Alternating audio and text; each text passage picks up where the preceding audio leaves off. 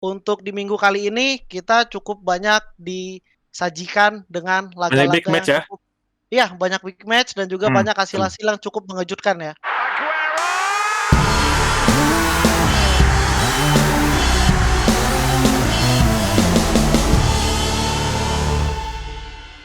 Halo teman-teman semua. Ya, kembali lagi Teman-teman, bersama kita bertiga. Ada aku yuk. Bibis, kemudian ada dua rekan aku Revin dan juga Rido. Nah, tapi pada kesempatan kali ini kita bakalan ngasih tahu sesuatu ke kalian nih. Apa tuh, Yaitu guys? sekarang kita ada di episode pertama dari LNF Game Week Review.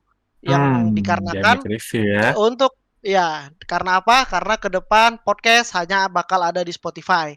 Maka dari itu Spotify. untuk kalian yang mau dengerin podcast itu cuman Hmm. ada di Spotify yang bakalan Hmm. kita taruh tulisannya di bawah. Oke, Hmm. mungkin langsung aja untuk di minggu kali ini kita cukup banyak disajikan dengan Banyak big laga-laga match yang ya? cukup iya, banyak big match dan juga banyak Betul. hasil-hasil yang cukup mengejutkan ya.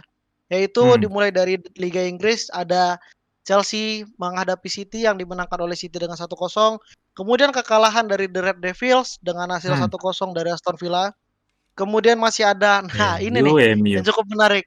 Apa Yang tuh? cukup menarik tuh adalah kemenangan dari tim kesayangan Revin ya. Wow. Arsenal Review dulu ke sana. ya dengan Titisan skor Thierry Henry. 3-1. Nggak main cok dia. Kemudian lanjut ke Serie A, itu ada di mana cukup banyak hasil juga kemarin. Juventus yang berhasil menang tipis 3-2 menghadapi Sampdoria. Kemudian ada Inter. Inter berapa kemarin ya? Kok Dua aku sama, lupa. cok. Dua sama. Dua sama ya. Dua sama dia menghadapi Atalanta kemarin. Kemudian ada Milan yang berhasil menang 2-1 dan juga ada derby della Capitale antara Roma dan Lazio yang berakhir dengan kemenangan 3-2 untuk Lazio. Nah, oke, mungkin itu beberapa hasil yang bisa kita sampaikan sekarang.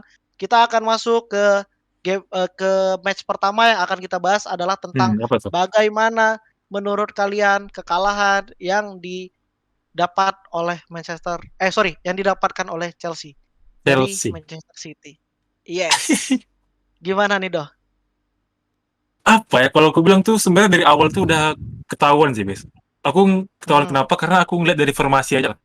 Waktu awal kelihatan keluar tuh kan aku tengok, wih, kok ini Chelsea mainnya sama 3 gelandang ya? Kovacic, Jorginho, Kanté sekaligus dimainkan. Nah itu aku dari awal udah kayak, kok kayak gini ya? Ternyata kebukti nih dari 15 menit pertama aja itu bener-bener ya Chelsea itu nggak dikasih bola sama sekali sama City nih. Kayak dikasih bola pun langsung di press. Nah itu dia tuh kalau aku bilang kunci di situ. Ketika Chelsea megang bola langsung di press. Lukaku pun kalau aku tengok dari babak pertama itu sama sekali nggak dapat bola sih Lukaku nih. Kayak 2 kali itu pun nggak efektif gitu. Nah Chelsea ini babak kedua sih sekali kontranya emang berhasil kayak dari Lukaku juga sih ujung-ujungnya karena dia bisa ngehold bola kan. Nah tapi yang aku lihat dari Chelsea ini babak kedua sih dia udah mulai berubah lah. Maksudnya aku feeling aku ini kayaknya bakal diganti nih dari 3 ini. Ternyata iya benar. Havertz masuk kan. Nah Havertz masuk ini aku bilang emang sedikit ngerubah Chelsea lah. Maksudnya itu yang dibutuhin Chelsea itu. Di babak kedua ya. Iya, sentuhan yang bisa ngetusuk-tusuk ke dalam, yang bisa insight itu emang dibutuhin Chelsea. Nah, babak pertama itu sama sekali nggak kelihatan sih. Berarti kalau misalkan aku nanya hal ini ke Revin, bagaimana menurut kau melihat untuk pertama kalinya Romelu Lukaku dan juga Timo Werner dimainkan secara bersamaan? Betul. Oh, di game Gimana sebelumnya nih? kan udah pernah, walaupun nggak jadi starter ya di game sebelumnya. Nggak kan itu nggak starter, Pin. Kalau dari starter nih, menurut kau gimana? Kalau untuk mereka berdua, aku rasa agak gimana ya, masih kekurangan komunikasi antara dua pemain ini ya, Werner sama Lukaku kadang. Karena di game sebelumnya juga kayak gitu, kayak Werner nih nggak tahu Lukaku nih mau dia mendekat, merapat atau butuh melebar kadang-kadang. Sering di beberapa kesempatan ini nih kayak nggak ada komunikasi gitu kalau antara dua ini ya. Miskom. Kalau misalkan tadi kan Rido kan sempat ngomongin nih gimana Tuchel berani untuk nurunin 3 gelandang langsung yaitu dengan itu Jorginho, menarik soal Kovacic itu dan menurut aku. Nah, kalau dari ini menurut kau gimana? Menurut pandang aku sebenarnya ini 3 gelandang ini antisipasi Tuchel sebenarnya, cuma nggak bereaksi dengan baik. Kenapa? Karena kita tahu kan, biasanya kan Tuchel cuma mainin 2 gelandang kan, 5 atau 3. Nah, 3 gelandang ini untuk mengantisipasi City yang mengoverload lini tengah. City kan sering high pressing, mengoverload lini tengah.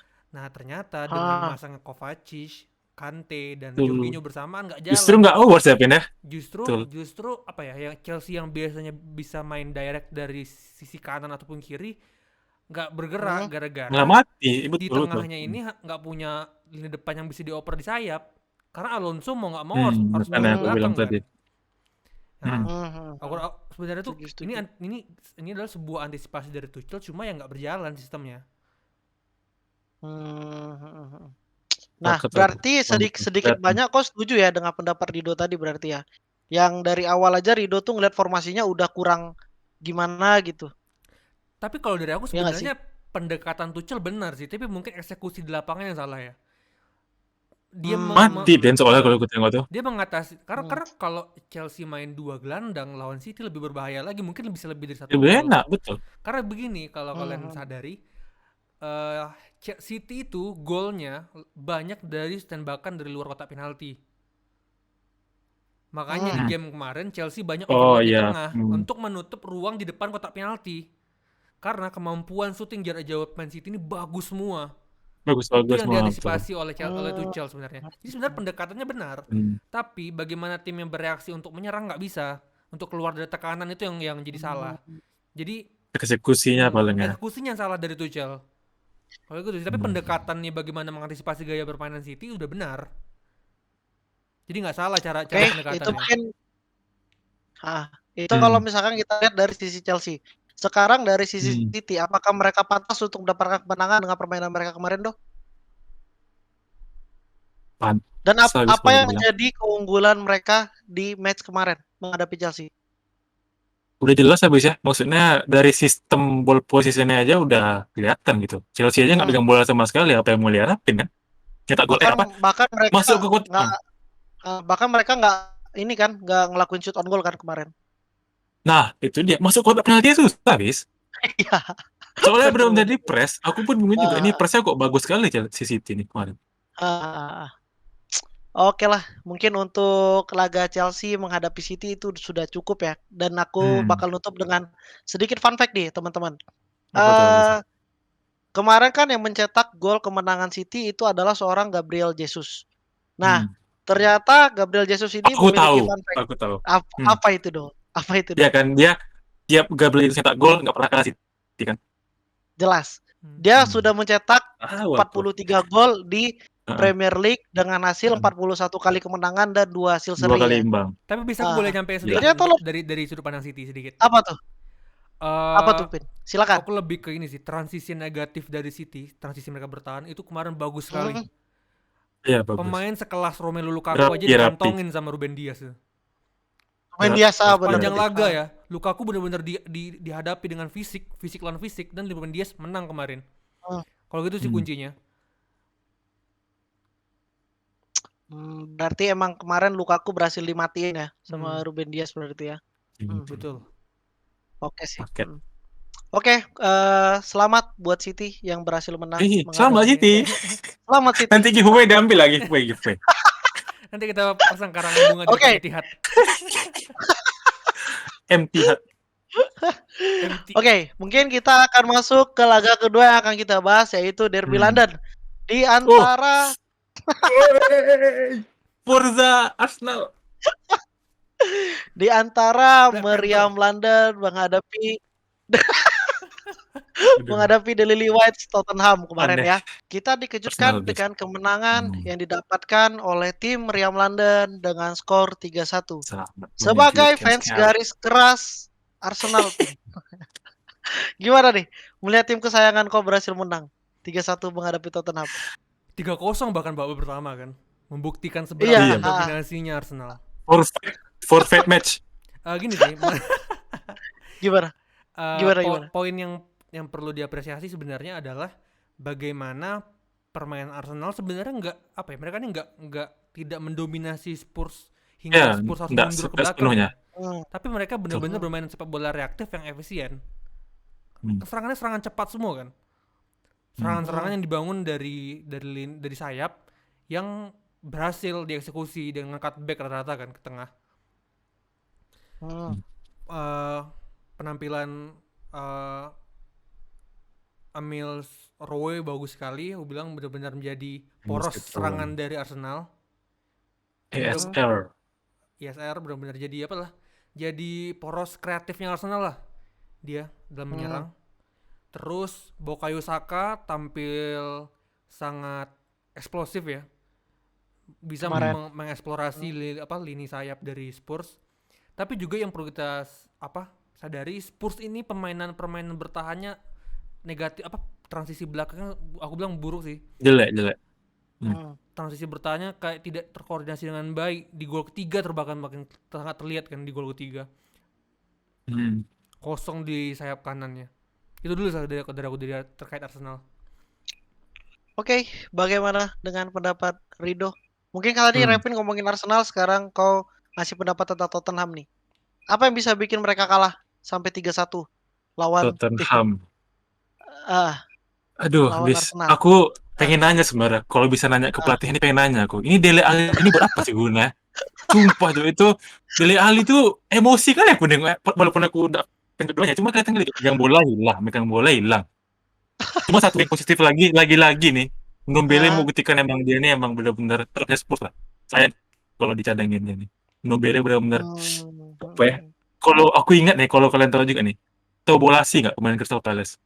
Tahu Yannick Bolasie kan? Nah, mirip kayak gitu cara mainnya. Mirip gitu gestur mainnya mirip kali sumpah. Iya. Mirip. Mirip kali. Terus Ken nggak kelihatan. Ken tuh kayak dapat bola, dia kadang-kadang dapat bola nih kan, dapat bola sekali syuting. Son pun juga selain dari gol itu dia kayak nggak ngapain juga sih, dikantongin sama Tomiyasu kalau gue bilang. Cuma ini sih aku pengen komen ini sih, lagi-lagi di menit pertama nih, 10 menit pertama tuh Arsenal megang bola, mendominasi penuh lah kalau gue bilang. Tapi dia tuh nggak tahu mau kemana kalau gue lihat. Kayak dia tuh sering kali tacklingnya sukses, tapi pas ngoper bola hilang lagi, tackling lagi, hilang lagi, gitu aja gitu. Jadi 10 menit pertama dominasi cuma nggak tahu mau ngapain gitu. Nah, pas yang aku apa ya kayak mastermind si Arteta ini kalau aku bilang formasinya kan 4 back kan, tapi pas build up serangan tuh Jadi jadi 3. 3 back ya. Jadi 3 back itu kalau aku bilang ini Cerdas keren dia juga itu. nih kalau aku bilang gitu. Cerdas, Odegaard pun ditarik ke kanan keren. Itu lebih bagus kan kalau aku bilang kayak kita sempat bahas kan Min ya. Kalau si Emil Sirone sama Odegaard ini nggak nyambung. Tapi kemarin tuh emang dibikin kayak desain lah sama si Arteta dan itu berhasil sih kalau gue bilang. Itu kuncinya kalau gue. Berarti jatuhnya menurut kau itu kan jadi perjudian Arteta kemarin ya, dengan Sebetulnya naruh iya sih. Odegaard di kanan, terus Iya. ISR di kiri, dan dia berhasil ya. Berhasil kalau gue bilang. Ah. Itu war sekali. Oke. Berarti menurut kau apakah ada kesempatan untuk Arsenal bisa menjadi tim besar lagi ke depannya? Dengan Kalau penampilan mainnya mereka kayak kan gitu udah, terus ya. mereka kan udah Kalau dapat mainnya kayak 3 gitu terus. kemenangan ya. Bahkan sekarang Iya posisinya udah di atas 3 Spurs loh. kemenangan. Iya, Iya, sekarang 1-3 posisinya udah di atas Spurs. Peringkat 10 Sekarang mereka ada di posisi 10. Kan berarti mereka udah Bisa dapat sih, 3 Bis. kemenangan, bisa lah ya untuk Bisa sih, bersaing Bis, ke kalau gue bilang. papan atas lagi ya. Kalau kayak gitu aja mainnya Oke, bisa lah. congratulations untuk Arsenal yang berhasil Wih. menangin Ini off-white derby di London. sini, off-white. Nuno Santos, Yang Anda berhasil sih puji kan? Kali soalnya. Yang berhasil menangin derby London kemarin. Oke, mungkin kita akan masuk ke laga terakhir yang kita bahas. Tidak kalah seru dan tidak kalah panas. Itu datang dari negeri pizza Italia. Yang dimana kemarin kita disuguhkan dengan penampilan yang sangat atraktif dari kedua tim, yaitu derby della Capitale di antara Lazio dan juga AS Roma, dengan kemenangan yang dipetik oleh Lazio dengan skor 3-2. Revin, sebagai pengamat Serie A, bagaimana kau melihat permainan kemarin? Ini salah satu game terbaik di Serie A sejauh ini ya, di musim ini kalau bilang. Karena bagaimana kedua tim bermain, aku cukup muncul di awal kedua tim bermain terbuka, sama-sama bermain menyerang, nothing tulus. Bahkan orang seperti Mourinho main seperti itu aku kaget. Mourinho seperti ini benar-benar Mourinho apa? Dia bermain nothing tulus loh, benar-benar bermain menyerang. Apa ya? Tidak terlalu berhati-hati. Walaupun harus dibayar dengan 2 gol cepat dari Lazio ya. Ini nggak bisa dipungkiri salah satu laga terbaik di Serie A ya sejauh ini. gara-gara kedua tim dari awal bermain terbuka, bermain atraktif, saling lempar jual beli serangan. Bahkan aku kaget, bahkan pelatih seperti Jose Mourinho mau main seperti ini aja kita kaget Iya, kan. betul. Karena dia bukan karakternya dia bermain nggak hati-hati itu. Tapi memang harus harus dibayar dengan 2 gol cepat Lazio ya. Gol dari SMS Milinkovic Savic dan gol Pedro yang selebrasi kurang ajar. Pedro langsung selebrasi. Halo, tak. Itulah. Tapi yang paling aku soroti di sini adalah bagaimana Sarribol bisa bermain cepat ya, bermain long ball yang enggak ini Sarri kan biasanya bermain umpan pendek kan. Nah kemarin itu banyak bermain long ball, bermain cepat yang aku bilang ini kayak membuat squad Jose Mourinho nggak terlalu siap dengan serangan-serangan seperti itu. Dan reaksinya mereka juga bermain terbuka gitu, yang otomatis membuat lini belakang Karsdorp yang sering terekspos bahkan kadang-kadang sama penyerang-penyerang dari Lazio. Itu dulu lah dari aku kurang lebih. Rido, bagaimana kau melihat kekalahannya dia kemarin? Apakah menurut kau ada yang salah dengan Romanya?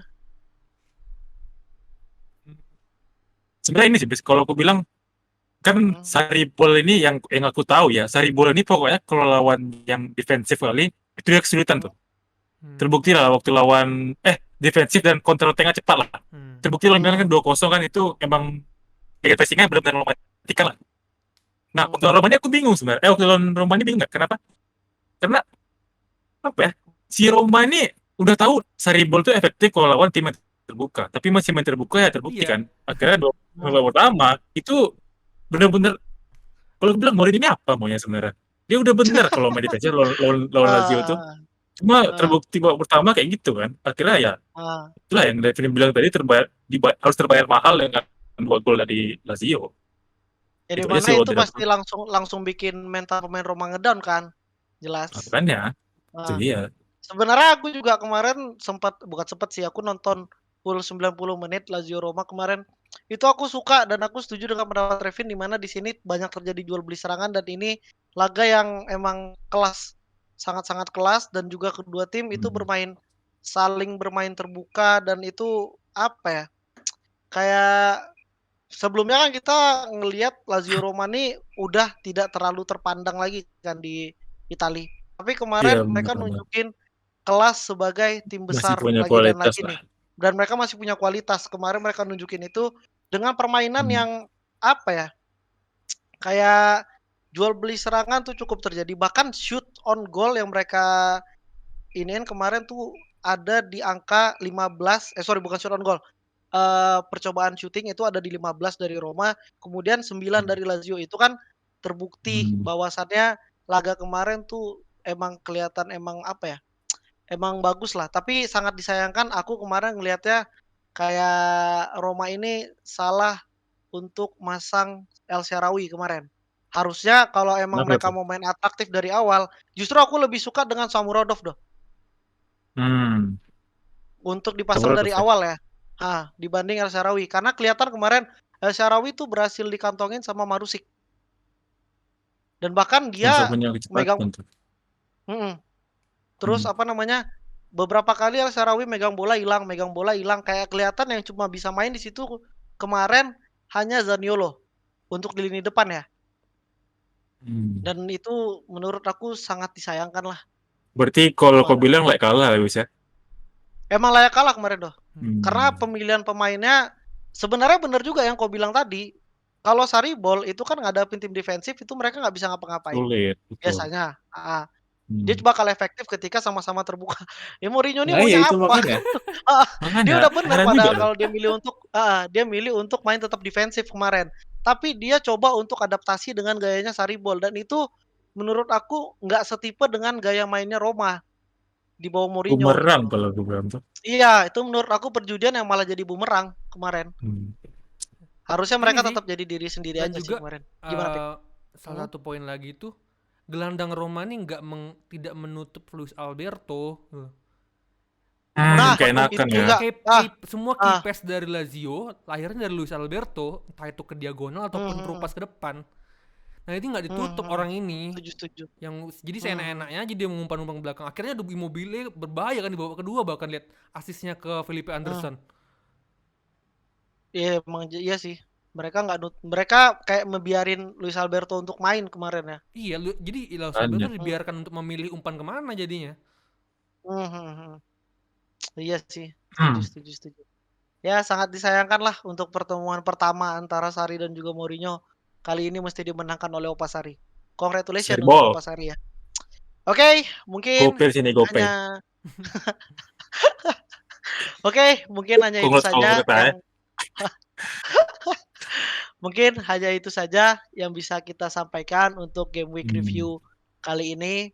Oke, sampai berjumpa di Game Week Review selanjutnya. Ciao. Tapi tunggu dulu Bibis, kalau ingin dengar nonton video yang lain di bawah sini. Oh iya. Dan jangan lupa untuk terus mendukung kita bikin konten-konten kayak gini dengan tombol klik like dan subscribe ada di ujung sebelah sini. Subscribe itu gratis. Nah, baru. Dan jangan lupa juga untuk follow Instagram kita ya. Ciao. Oke.